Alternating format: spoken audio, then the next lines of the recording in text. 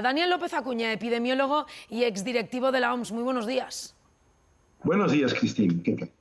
Y si seguimos hablando de cifras, si le parece, hay otras que asustan. Las da el Ministerio de Sanidad. El riesgo de morir por COVID entre personas de 60 a 80 años no vacunadas es 25 veces mayor que entre las que sí que lo están, si están vacunadas. Sí, por fortuna, y yo creo que finalmente se publican los datos en términos de incidencias o riesgos de hospitalización y de muerte entre vacunados y no vacunados.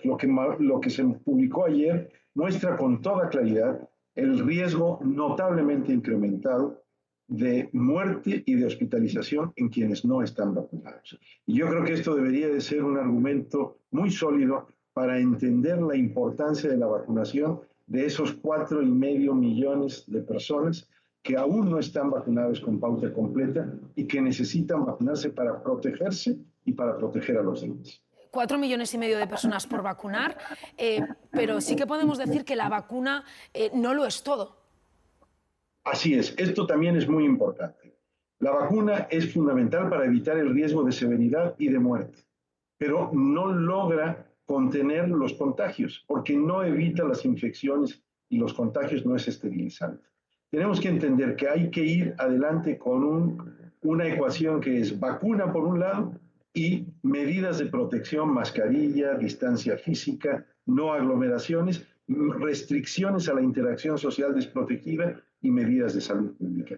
No podemos pensar que solamente con la vacuna o solamente con el pasaporte COVID o solamente con una tercera dosis vamos a frenar los contagios. Hay que anticiparse para no tener la situación que se tiene en estos momentos en el resto del mundo.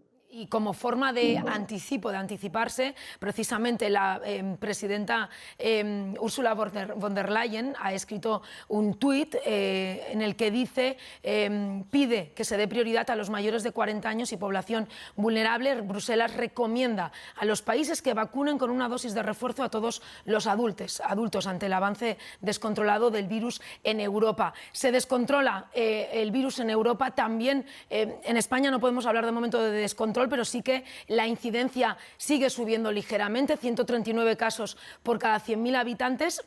¿Estamos, señor López Acuña, ante una nueva ola?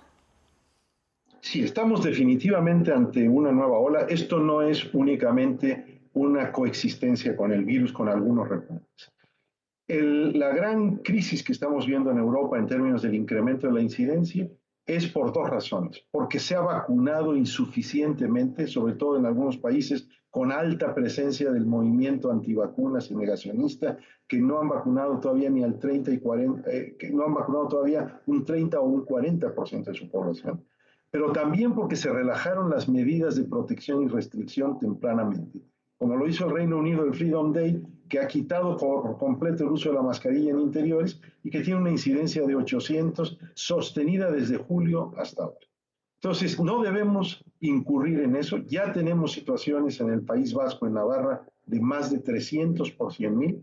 Hay que hacer todo en el país para que en este mes que transcurre de aquí a la Navidad no tengamos un incremento de contagios, no nos dejemos ir por el frenesí del Black Friday, las compras navideñas, el puente de la Constitución, con interacciones sociales desprotegidas, porque si lo hacemos vamos a estar en la misma situación que están los países de Europa como Alemania en estos momentos.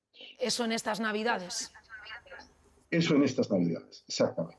Entonces, recordar, vacunar, pero también proteger y tener restricciones a las interacciones sociales desprotegidas.